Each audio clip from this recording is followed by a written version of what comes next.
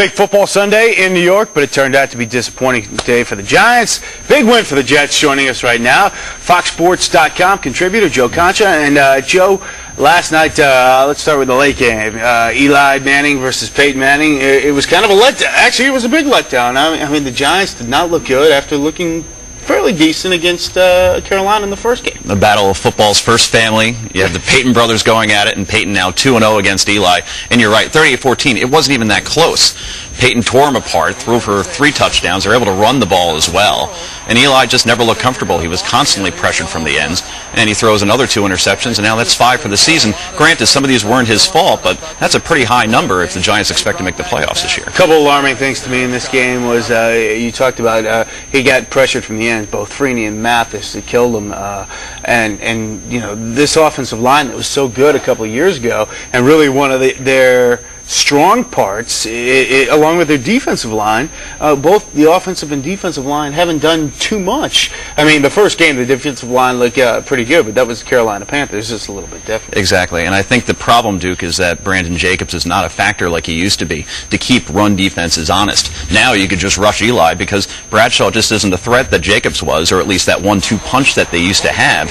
So now we go to Game 3, and it's going to be against the Titans, a very, very good team in their own right, and hopefully the Giants can get to 2-1 because this is a division right now where you have the Cowboys at 0-2 and the Redskins at 1-1 and the Eagles are now 1-1 as well. So it's there for the taking, but they have to win home games like they have next week against the Titans. On the flip side of things, I thought this was a must-win for the Jets yesterday. I thought they came out, and just when you thought their backs were against the wall and they lose Darrelle Revis and Randy Moss makes a one-handed catch in the second quarter, I thought it was over. And I thought the Jets showed not only a lot of intestinal fortitude yesterday, I thought they had a great game plan. They were well coached, and they showed some talent. And Mark Sanchez looked fabulous because they took Duke the handcuffs off of him. They played that first game not to lose, and they didn't let Sanchez go down the field at all. This time, they're rolling him out. They're allowing him to get the ball to Keller, to Edwards, and as a result, the Jets were actually able to put together a coherent offense. And when you can do that with that great defense, despite Revis getting hurt, you're going to have a team that's definitely going to be heading to the playoffs this year. And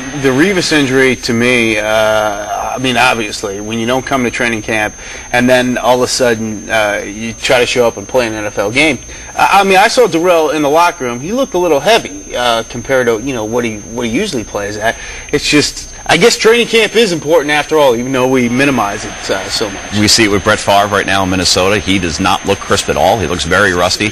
And probably the number one injury that you get if you miss training camp, we see it every year, is a pulled hamstring. He wasn't football ready. And as a result now, you don't know when he could quite come back because a hamstring is something you never quite tell when it's going to be good. And particularly cornerbacks who start and stop so much, they may have to sit him down for a game just to make sure that he's okay. But just to get to a point that you guys were talking about before, and this is actually very serious, Tom Brady, the only name I could think of now with this hair is Justin Bieber.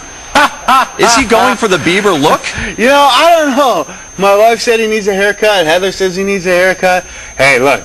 The guy had Bridget Moynihan, liking him, and now he's married to Giselle. He's doing something right. Exactly. And he's not what the highest paid player in the NFL. Hey, I'll grow my hair long for that much money. Give me about 2 years, and I think I could probably get it to that length as well. So that is the goal now at this point, ladies and gentlemen. Hey, he's making it cool, just like Justin Bieber. Joe Concha, FoxSports.com. I'm going to actually steal your line in my next hit. I'm going to call him the Justin Bieber of football. I did not allow this, by the way. Heather, back over to you. All right, Duke, thanks a lot. He's got Giselle.